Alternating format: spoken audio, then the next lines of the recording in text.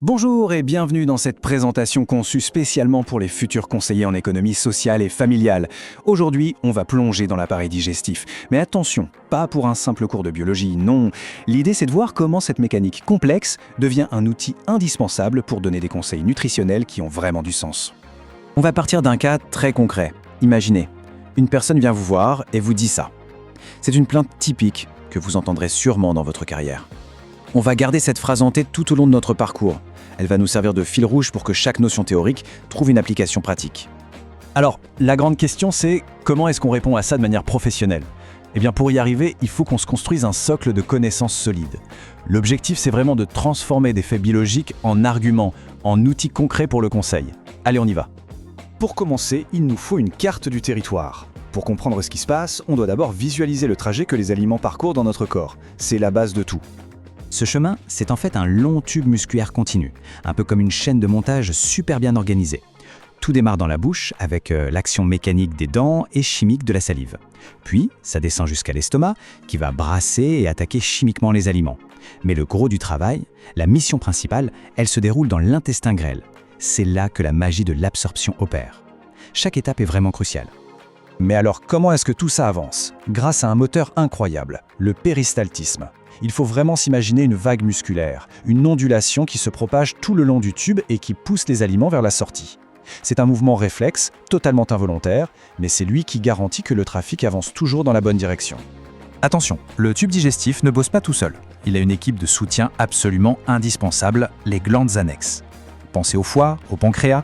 Les aliments ne passent jamais directement dedans et pourtant leur rôle est vital.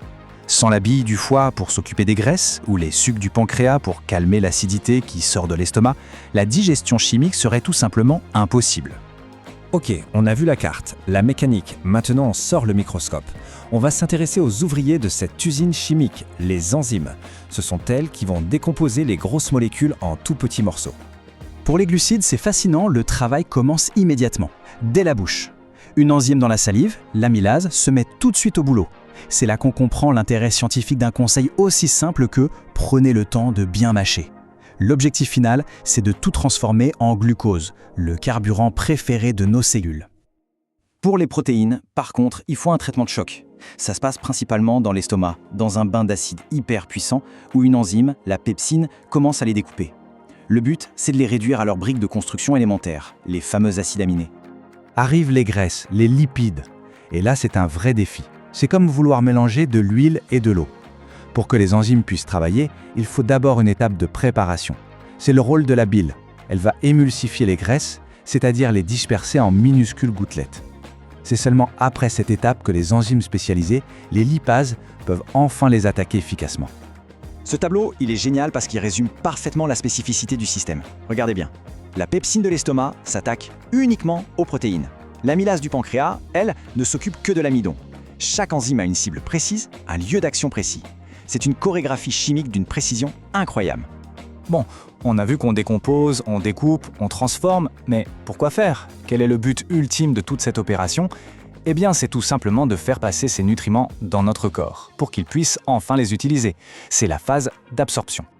Alors, comment l'intestin grêle fait-il pour être si efficace à cette tâche ? Son secret, c'est son architecture intérieure. Ce n'est pas un simple tube lisse, non. Il faut imaginer l'intérieur tapissé de millions de replis, un peu comme du velours. Ce sont les villosités. Leur rôle, c'est d'augmenter la surface de contact de façon phénoménale, pour être sûr de ne laisser passer aucun nutriment. Et une fois prêts à être absorbés, il faut savoir que tous les nutriments ne prennent pas la même autoroute. Il y a deux voies. Les nutriments qui se dissolvent dans l'eau, comme les sucres ou les acides aminés, passent directement dans le sang et filent vers le foie. Par contre, les nutriments issus des graisses prennent un chemin différent, celui du système lymphatique, avant de rejoindre la circulation sanguine plus tard. Voilà, on a exploré la mécanique, la chimie, l'architecture. Maintenant, le plus important, on rassemble toutes les pièces du puzzle et on fait le lien avec le concret, avec le métier de conseiller en économie sociale et familiale. Reprenons notre cas de départ, cette personne qui se plaint de digestion lente. Maintenant qu'on a toutes les clés en main, ces symptômes ne sont plus un mystère. En fait, ils deviennent une suite tout à fait logique des mécanismes qu'on vient de décrire. On peut décortiquer le problème. La difficulté à digérer les lipides, normal. Le système est surchargé, la production de bile a du mal à suivre. Le transit ralenti, logique. Le manque de fibres, ça veut dire moins de volume dans les selles, donc le péristaltisme, notre vague musculaire, est beaucoup moins stimulé. Et l'inconfort, la lourdeur, c'est la conséquence directe de tout ça. Chaque symptôme s'explique par la physiologie. Et du coup, nos conseils ne sont plus des suggestions vagues, ce sont des interventions ciblées qui s'appuient sur la science. Quand on conseille d'augmenter les fibres, c'est pour redonner du volume et relancer la mécanique du péristaltisme. De bien s'hydrater, c'est parce que l'eau et les fibres travaillent ensemble. De modérer les graisses, c'est pour soulager directement le foie et le pancréas. Chaque conseil répond à un problème qu'on a identifié. Et on termine avec cette question qui ouvre la porte à toute la dimension humaine de votre futur métier. Parce que connaître la biologie, c'est la base, c'est indispensable. Mais le vrai travail du conseiller ESF, c'est d'adapter ce savoir à la réalité de la personne en face. Son budget, sa culture, ses habitudes. La science est votre outil, mais c'est l'humain qui reste toujours au centre de votre attention.